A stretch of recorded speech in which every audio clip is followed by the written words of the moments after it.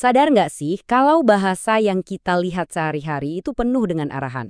Mulai dari rambu di jalan, sampai pengumuman di pusat perbelanjaan, kita tuh sebetulnya terus-menerus diarahkan untuk melakukan sesuatu.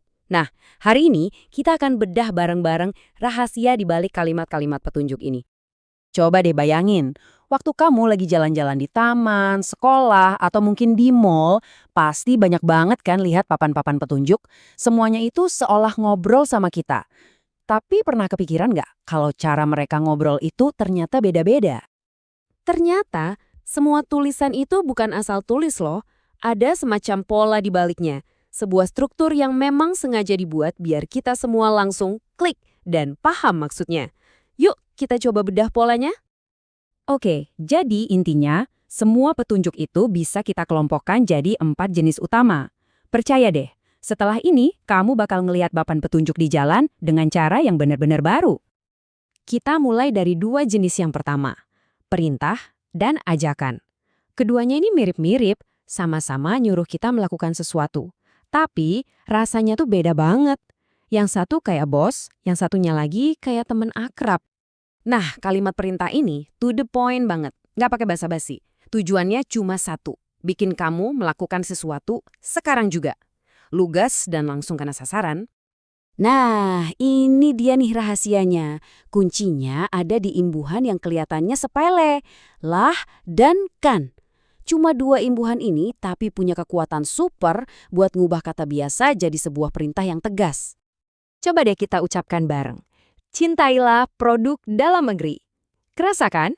Ada sedikit penekanan di bagian akhir yang bikin kalimatnya terdengar lebih berwibawa. Itulah efeknya. Oke, sekarang kita kenalan sama saudaranya yang lebih ramah. Kalimat ajakan. Kalau tadi perintah itu sifatnya menyuruh, ajakan itu lebih ke merangkul. Kata kuncinya cuma satu, bersama. Dan cara ngebedainnya gampang banget. Kalau kamu lihat ada kata ayo atau mari, udah, itu 100% kalimat ajakan. Kata-kata ini tuh kayak lagi buka pintu sambil bilang, yuk gabung bareng kita. Dengerin deh contoh ini. Ayo baca buku di perpustakaan. Rasanya beda banget kan? Ini bukan perintah, tapi lebih kayak sebuah undangan buat melakukan sesuatu yang asyik bareng-bareng. Sip, 2 jenis udah kita bahas. Sekarang kita lanjut ke 2 jenis berikutnya. Yang ini kayak 2 sisi koin.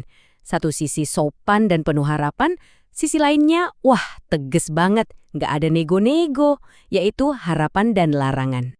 Kalimat harapan itu ibaratnya sebuah permintaan yang dibungkus dengan sopan santun. Nggak memerintah secara langsung, tapi lebih ke, akan sangat baik kalau kamu bisa melakukan ini ya. Biasanya sih ini kita temukan di pengumuman-pengumuman resmi. Tips buat ngenalinnya, cari aja kata harap atau hendaknya. Kalau kamu nemu kata-kata ini, artinya ada sebuah ekspektasi, sebuah keinginan supaya kita semua patuh demi kebaikan bersama. Nah, ini contoh yang pasti kita semua pernah lihat. Harap tidak berlari. Coba perhatikan, ini beda dengan dilarang lari. Kata harap di sini bikin kesannya lebih halus, lebih sopan, tapi pesannya tetap sama kuatnya.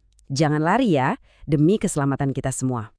Dan yang terakhir, ini dia juaranya soal ketegasan, kalimat larangan.